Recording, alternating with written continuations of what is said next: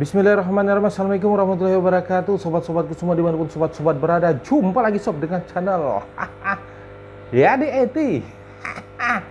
Masih di suasana lebaran. Selamat berhari Idul Fitri 1443 Hijriah sobat. Kali ini kita akan membahas tentang air. Nah, biasanya sih ya, yang sobat-sobat pemula nanti bingung nih ya. Air ada warnanya seperti ini, seperti itu, seperti ini lagi, seperti itu lagi ya. Oke, kita bahas dulu sob.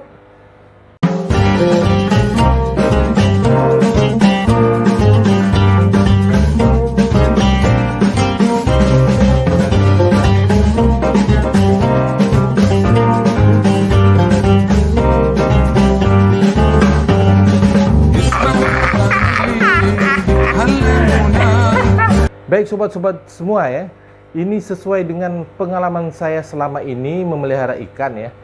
Ini saya temui air ini warna yang secara alami ya, yang secara alami warnanya berbeda-beda gitu. Tergantung dengan suasana akuarium dan suasana kebatinan ikan dalam air. Aduh ya. Ya sobat-sobat, ada warna air itu yang pertama ya. Itu kalau yang sering menjadi keluhan, warnanya keruh. Keruh pekat.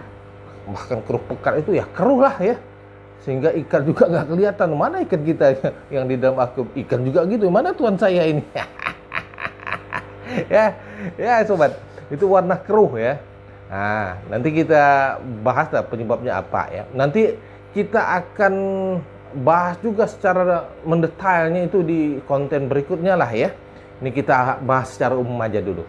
Jadi yang pertama itu warna keruh. Kadang-kadang keruhnya pekat sekali ya, sehingga ikan itu ya itu susah dilihat oleh kita, ikan pun susah melihat kita. Baik, yang kedua warna air itu kuning kecoklat-coklatan. Nah, bingung juga nih sobat nih. Kok airnya warnanya kuning kecoklat-coklatan ini ya?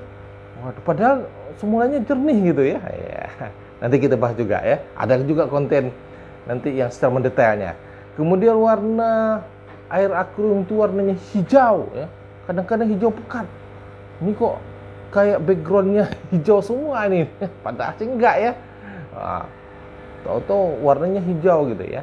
Dan yang keempat, warna airnya jernih, bening, transparan. Nah, seperti ini nih. Nih, transparan. Oke, kita bahas satu persatu dulu sobat ya. Air warnanya keruh, bahkan keruh pekat itu ya. Nah, itu disebabkan apa ya? Air yang warnanya keruh pekat yang semulanya airnya jernih seperti ini, waduh. Kemudian kok berubah ke arah keruh. Tahu-tahu udah keruh pekat ya. Ikannya juga hilang di dalam akuarium. Nggak kelihatan ya, nggak nampak lagi ya. Nah, itu biasanya sering sobat-sobat temui dan sering juga sobat-sobat menjadi pertanyaan, kok air saya keruh? Itu karena bakteri baik atau bakteri pengurai di dalam akuarium itu nggak jadi. Artinya dia nggak bisa, nggak jadi itu nggak terlalu ada di situ ya, nggak terlalu banyak, nggak sesuai dengan jumlah kotoran yang ada di situ. Kemudian juga dia tidak bekerja secara maksimal ya. Artinya kalau dia bakteri pengurai, bakteri baik itu bisa bekerja secara maksimal, secara efektif, efisien, tentu air yang keruh itu bisa dirubah dia menjadi air jernih atau namanya disebut dengan air matur. Sudah ada kontennya. Nah, seperti ini nih. Ini kan jernih ya.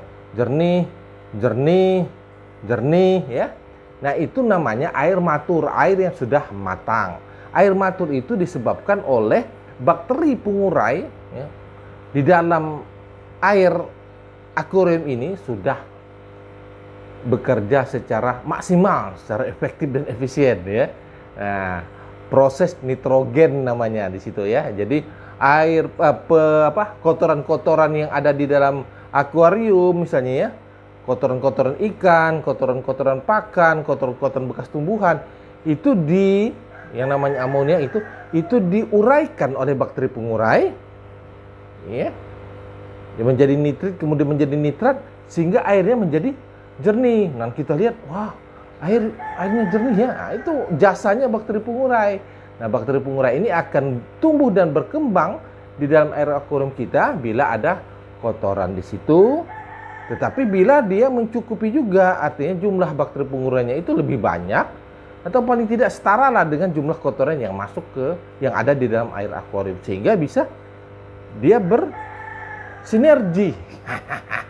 Aduh, bahasanya ya bisa bekerja dengan baik sehingga kotoran-kotoran itu bisa diuraikan menjadi nitrat, sehingga air yang tadi kotor, yang keruh menjadi jernih. Nah, itu ya fungsinya bakteri pengurai dengan air yang keruh dalam akuarium menjadi jernih. Nah, jadi itu penyebab kenapa air di dalam air akuarium kita keruh, karena bakteri pengurainya tidak ada atau tidak efektif atau kalah jumlahnya dengan kotoran yang ada di dalam air akuarium kita. Sip.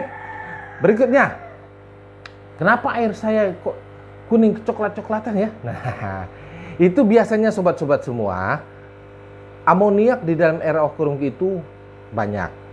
Kotoran ikan, papnya, kencingnya, ya. Kemudian jumlah pakan yang kita masukkan ke dalam air akuarium kita tidak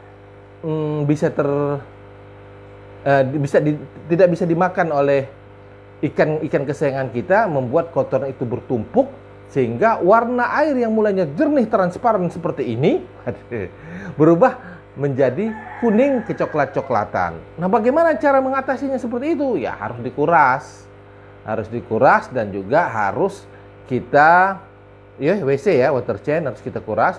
Kemudian juga kita harus pastikan bahwa bakteri pengurai di situ harus bisa bekerja secara maksimal ya. Tambahkan aja bakteri pengurainya di situ ya. Tambahkan saja bakteri pengurainya di situ dengan bakteri starter ya. Oke ya. Jadi itu.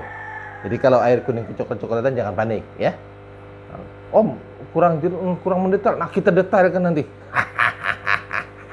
Baik, sobat-sobat semua, yang berikutnya, air akuarium hijau ya. Nah, air akuarium hijau itu biasanya alga atau lumut ya, yang ada di dalam akuarium kita. Itu biasanya kejadian karena penerangan atau panas cahaya di dalam akuarium kita itu sangat bagus untuk pertumbuhan alga di dalam air akuarium atau lumut di dalam air akuarium ya. Misal ini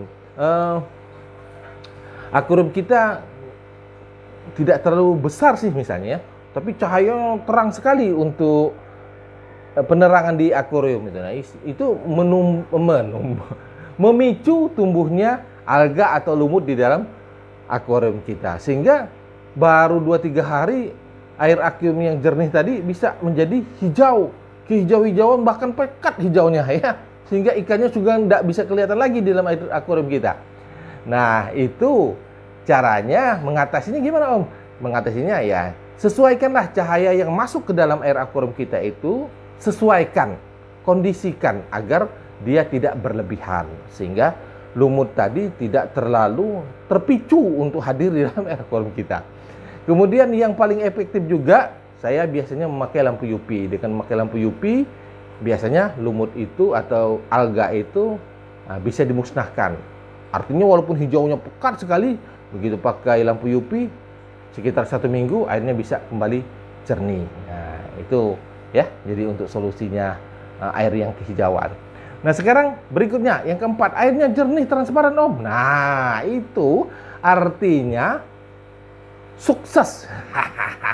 Sukses dalam perawatan air akuarium, sukses dalam perawatan air dalam akuarium kita. Artinya kita berhasil kembangkan bakteri pengurai di dalam air akuarium kita, sehingga zat-zat yang kotoran-kotoran yang ada, termasuk amoniak yang ada dalam air akuarium kita, bisa diuraikan secara baik, secara efektif dan efisien oleh bakteri pengurai yang ada di dalam air akuarium kita, sehingga airnya jernih nih seperti ini. Nah, itu yang diidam-idamkan. Karena kalau misalnya kuning, hijau, keruh, bagaimana menikmati ikan yang ada di dalam akuarium kita ya? Kita kan dengan adanya air akuarium dengan adanya akuarium ini untuk menikmati eloknya, indahnya, renangnya ikan kita, ikan kesayangan kita di dalam air akuarium kita. Nah, kalau nggak bisa dinikmati, nggak bisa lihat, apa gunanya akuarium ya? Baik aja masukkan ke kolam aja. Kolam juga harus perlu jernih ya, biar untuk bisa melihat keindahan renang ikan kesayangan kita. Oke, itu ya sobat ya. Jadi sudah secara gamblang dan secara umum kita jelaskan mengapa sebabnya 4 warna itu hadir di dalam air akuarium kita dan bagaimana solusinya dan bagaimana cara untuk bisa mendapatkan kejernihan air akuarium kita. Nah, nanti kalau mau detail-detail kita bahas lagi lah satu persatu. Baik sobat-sobat semua, demikian yang bisa saya sampaikan di kesempatan kali ini. Mohon maaf bila ada kata-kata saya yang salah. Saya akhiri. Wassalamualaikum warahmatullahi wabarakatuh.